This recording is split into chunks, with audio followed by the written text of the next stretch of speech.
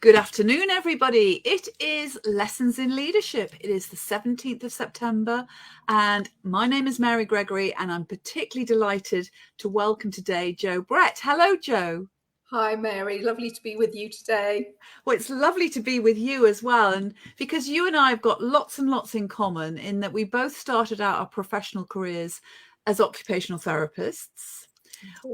We did, and we went down slightly different avenues. I went down the child and family psychiatry avenue, although you are still in the family and child space, working with children from all sorts of different situations.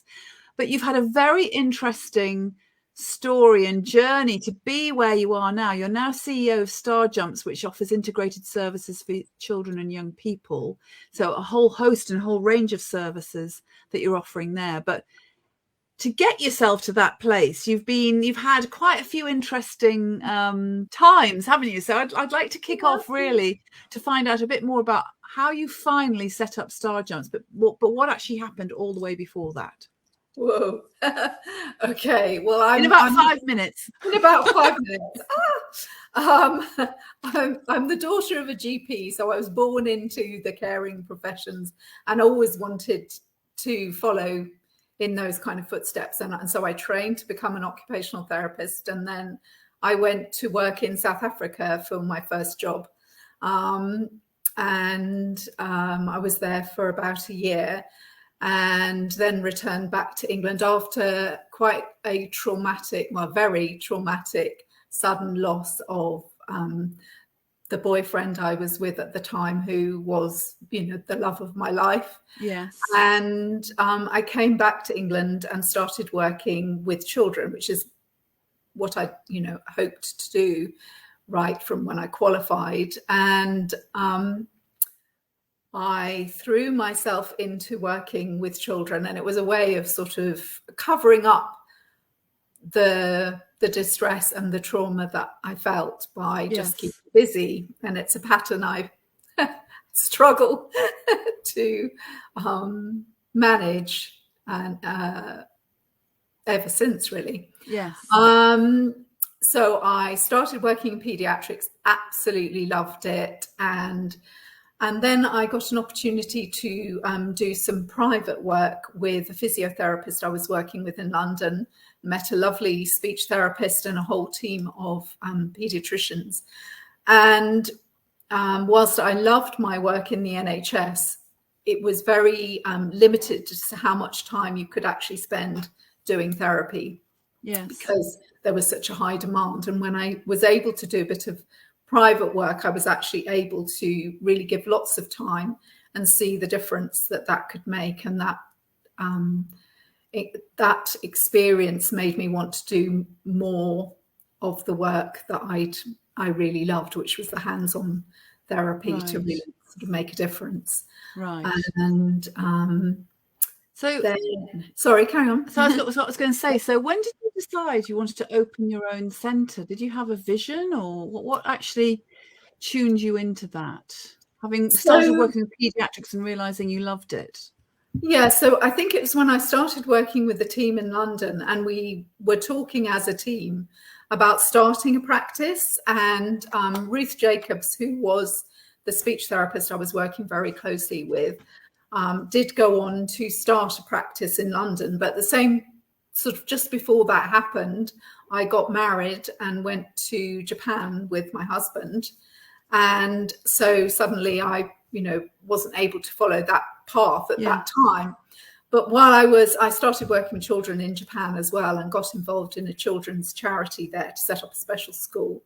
And I began to envision the sort of centre I would love to have. And at that time, it was going to be called the Children's Castle. And we were going to have lots and lots of beautiful play and, healthy food, therapies of all sorts. And anyway, I ended up having a breakdown and came back from Japan. It didn't quite go to plan.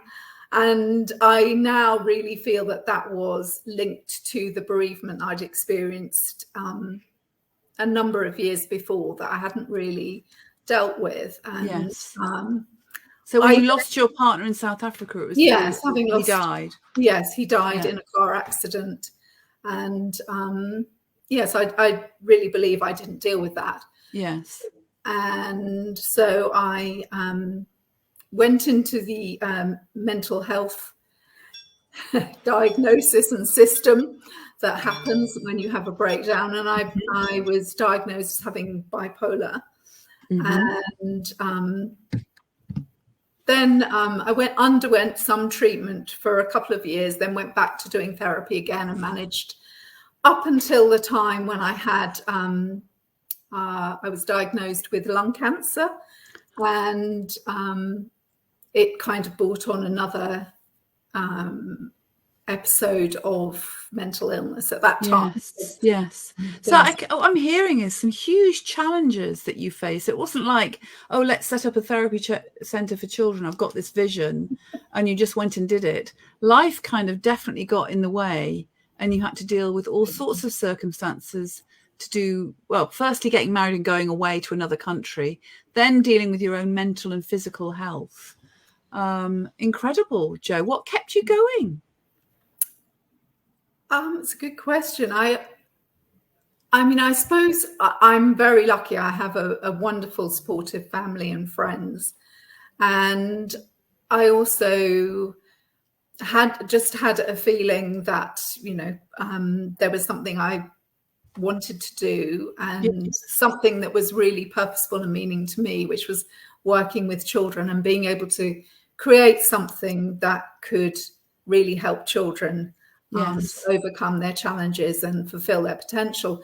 And along the way, as I was going through life, I was picking up all sorts of labels. I mean, I haven't been diagnosed as dyslexic, but my 4 children have. So I'm pretty sure I fit that mold. I then picked up the mental health label. Yes. And then had lung cancer and had part of a lung removed. And I was very lucky that the surgery seemed to deal with that successfully. But as time went on, I was beginning to sort of realize that I was feeling a bit of a victim and picking up all these labels that were very life limiting. So we're almost moving into your lesson in leadership, as it were, right now. And if you're all right, can we stay with it? Because I'd like to just understand a bit more. So you started to appreciate that you were holding all these labels that weren't necessarily empowering you, they were limiting you, and you recognized yourself as being a bit of a victim. So what kind of caused you to step out of that? Well, it was actually when I was recovering from the surgery, and I didn't know what my diagnosis with the cancer was going to be. And at that point, my marriage was breaking down, and I was extremely worried about the future for my children and myself. And I actually, while I was in the interim period waiting to find out what was going to happen after the surgery, I agreed that probably a visit to the Priory, as I was starting to feel incredibly anxious and distressed, would be a good idea, because I didn't want my children to see me as distressed as I was at that time. And it was while I was there and had plenty of time to sit in a room on my own and think. Space to think. Space to think. And also listen to some other inpatient stories about their lives. That it began to dawn on me that actually I had been feeling sorry for myself since my experience of losing someone in South Africa. And then through the latter part of my marriage, which became difficult, and various other things that were not easy, was feeling more and more, you know, my life's bad. And I think I really recognized suddenly, kind of hit me in the face, that I'm choosing to feel a victim, and I'm at a point now where I need to make some choices, because I'm feeling that my environment and what's happening in my life is not healthy.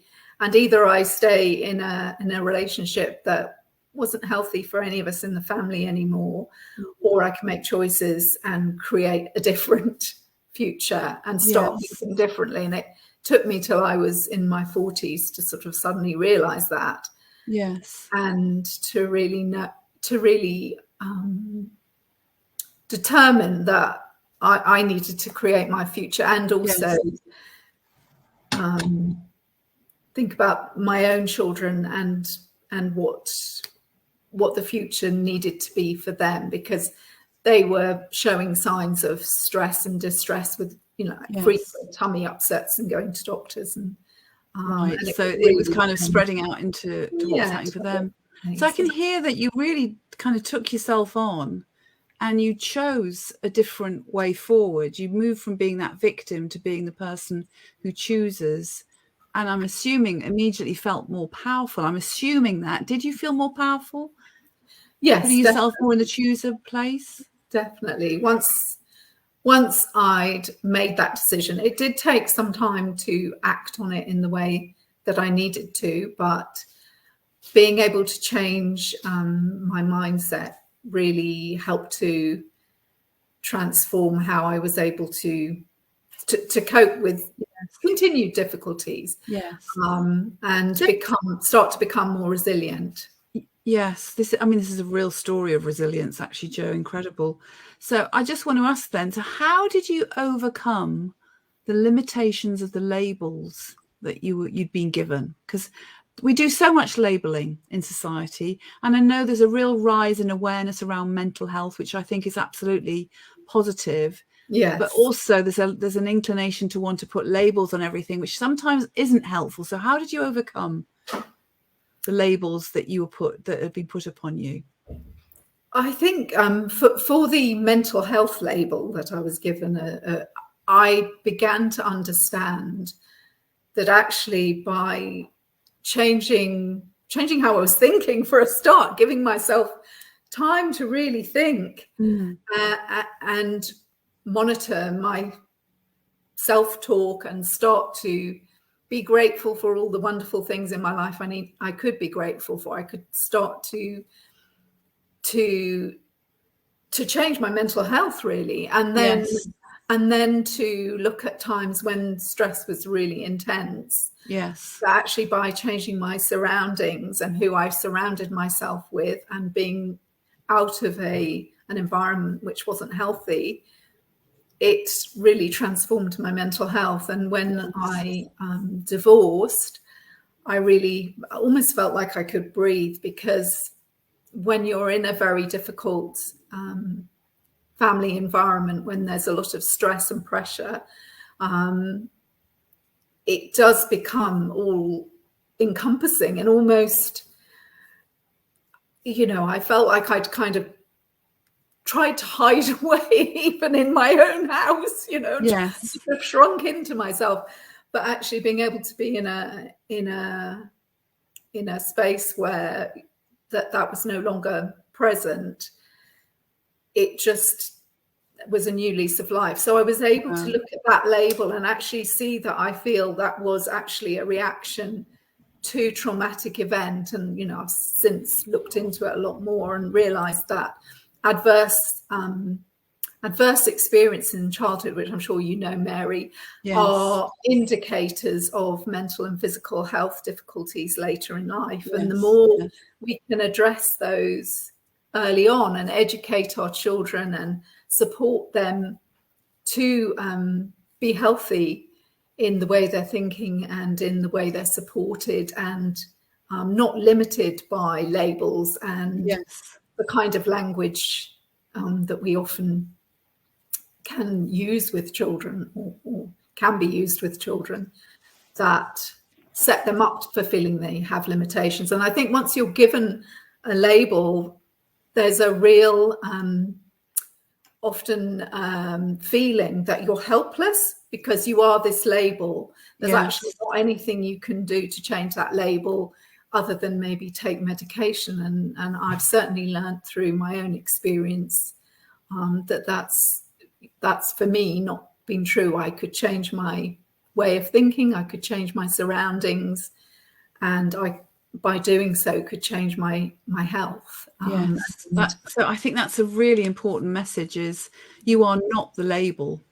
Yeah, The label is just a way of people trying to make sense of what's going on. It doesn't mean that that's who you are. Yeah, so in the work that we do with children, sometimes it is helpful to use labels as a sort of description of some difficulties or challenges, but certainly not to consider that label as that person, because it's absolutely not, and it doesn't have to limit what the future can be. And that was a huge lesson for me to experience in my own life, and then be able to put into practice in the work with Starjumpz and all the services. So you are a phenomenal walking, talking example of how to transform yourself and overcome the labels that society might give us. And through all of this, you are still holding on to your vision to set up Starjumpz, what became Starjumpz. So tell us more about how that actually finally came to be. Having gone through all that you went through in terms of your journey, how did you actually then get Starjumpz set up? Okay, so following the separation and divorce and overcoming the mental health difficulties that I had, I did launch into a few other entrepreneurial things, and video marketing and communications was one, and a health and wellness company was another. And then I actually went to a Tony Robbins talk where he was talking about your passion, and where your focus goes, your energy flows. And I realized I was kind of trying to do too many different things, and also quite fearful that if I didn't do something that was going to be financially viable enough to support my children, I was going to be in a difficult situation. But I started to realize that I needed to go back to doing some therapy, and I learned of an occupational therapist who was deciding to sell her practice, which happened to be where I lived in Tunbridge Wells. And funny how the universe moves in those strange ways, isn't it? When you decided that's what you're going to do, suddenly that opportunity presented itself. I went to her to say, I'm thinking of doing some therapy again. Can I come and work with you?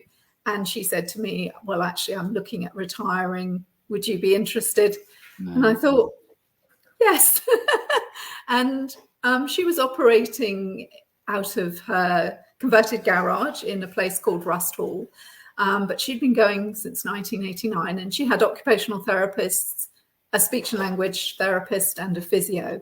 And I took over. It was called Christmas Children's Clinic, and renamed it Starjumpz because I wanted it wasn't going to be the Children's Castle. Then we decided that wasn't quite right. So we called it Starjumpz because we thought that was a fun name. It was a kind of, Starjumpz is a sort of celebration, and we preferred that to a more serious name for children to be able to say they were going to go to Starjumpz rather than the Centre for something or other, which sounds scary. And we moved. We then moved premises twice, and we started to work with paediatricians, nutritionists, psychotherapists, play therapists. I'm probably missing some people out, but a whole range of different professions. So what I'm hearing is you took a really holistic approach. Very holistic, whole person approach. And after the premises we moved to was part of a university campus, which then after a couple of years was sold, and we were offered the opportunity to come out of our lease and have a financial incentive to do so, to move.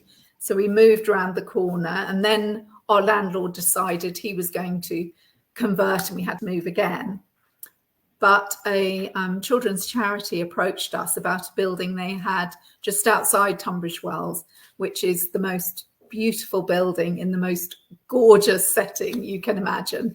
And when I first drove up the driveway to where we are now and saw the fields, the view, the oak tree outside, and this 3,000 square foot building. It was just like, oh, it's the children's castle is here, you know. Yes. And it was a bit scary to take on such a big building, but we decided, because we had some fabulous paediatricians and other people who wanted to join us, that we could do it, and Yes. so we did. And how many years have you been a going concern, as it were, now? So that's since 2011. So this is your 10-year anniversary this year then. Gosh, I hadn't realised that. That's phenomenal. Yeah, it's gone fast. It's gone very, very fast. And you're in this beautiful building. You've got you've got a good network of support, is what I'm hearing, and people who contribute to the services you offer, and also families and children who you continue to help. Now, I know, because we know each other from being in Penny and Thomas Power's mastermind, that the last 18 months have been tough. And I think it's important to talk about this, because I think it's been tough for so many businesses. Absolutely. But I feel like I've almost lived it with you in a way, the last 18 months, because you have had a really tough time. And you're a walking, talking personification of how to overcome your labels and transform your life. But also the resilience you have demonstrated in the last year has been phenomenal. So tell us a bit more about how you have got through the last 18 months, which have been and continue to be, I know, challenging for you as a business, because you had to close the centre, didn't you? Yes, like most, like many businesses, in sort of April last year, we had to close the centre and adapt to doing some online work, and then we've obviously had to manage the changes over the past 18 months. Some families have not felt able to attend, and we've had to be as flexible as we can be to support them. And as you can appreciate, the young people have missed out on a lot of time with in their routines, going to school, accessing therapies and support. And there's been a great increase in demand, across the country for services, particularly for mental health for young people, to support young people. And I couldn't have got through the last 18 months without the sort of really close-knit team that we have. We have a really kind of family feel to our team at Starjumpz. Everybody is understanding and supportive of each other, and we have to do the best that we can to support our families, who are often in a lot of distress and facing very difficult situations, and it can take a lot of emotional energy from the team. And at times when things are going on in the world that's difficult for everyone to cope with, to be able to support other people as well as sometimes have wobbles yourself, has been difficult. But by having a very close team who they've seen me have my wobbles, they've seen me be vulnerable, and so we really do try and support each other as much as we can, and that has just got us through. So what I'm hearing, a beautiful demonstration or sharing there that relates to being a leader who's in touch with themselves and is willing to be vulnerable. So, I mean, it's quite courageous to be vulnerable with your team, but it's absolutely paid off through the cohesiveness that you've got in your team, is what I'm hearing. Yes, I mean, it really has. And I'm just so grateful to have such a fabulous team. And one of the other things that has actually helped as well is our group that we've been part of. Because it can be quite lonely being at the head of something and having to make sometimes difficult decisions financially or planning for the future when the future's so uncertain. Yes. And by having the support of 12 other business owners who are also facing very similar challenges, that has been amazing. And also, Mary, you've supported me. It's been a complete pleasure too. over the past little while. And the team, and the team that are with me now have been through, we had quite a significant flood. I think it was 2018, or it was a water leak after the Beast from the East. I don't know if Oh, yes, I remember the Beast from the East. Gosh, that seems ages ago. 70% of our building was completely, kind of new ceilings, new floors, office stuff, all, lost. And so they've been through all of that. And, I think adversity makes you stronger. There is something about adversity brings you together, doesn't it? It's that lovely saying as well from Eleanor Roosevelt, people are like tea bags, you pop them in hot water and then you get stronger. So you're kind of role modeling that as a group of people and as an organization. It's phenomenal. Yeah. And I think as well, we love the children who come into the center. We have the most gorgeous, brilliant, joyful times when we're, interacting with the children or giving therapy to the children. And I think that helps keep us in touch with the purity and the joy and the playfulness of children. And so we keep our sense of humor, and we, hopefully, we reflect some of that joy in our day to day. I love that. So what I'm hearing, because at this point I usually ask what your parting words will be to people, bearing in mind we are still in a state of flux, really, even though lockdown's officially over. There's still so much uncertainty around. I mean, I love that you share the children keep us grounded, is what I'm hearing. They keep the humor, they keep the fun, they keep the passion for you all, because that's what you all stand for, is for the children's health. What are your parting words to the people that are watching today in terms of, what's the biggest thing you think you can share that will help people move forward into the continued uncertain times that we're living in? Oh, I'm not good at being concise with my words, Mary. Well, you don't have to try and say it in about, 10 words. Is that enough? Words. Oh, it might be linked to what you've just shared, actually, the whole thing about staying in touch with, I'm hearing your purpose, what you're there for is the children, and the children keep you grounded.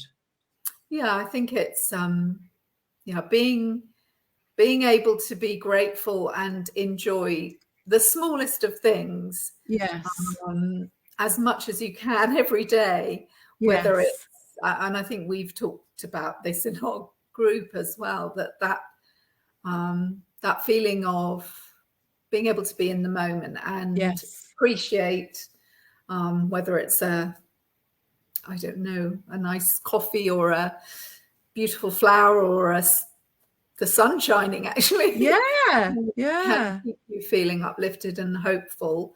And I think being understanding and supportive of each other, I think that's a really key thing that we all need to do at the moment. I agree. And it's something about that level and quality of connection that you've created on your team is absolutely carrying you through. And it has carried you through some really, really difficult times.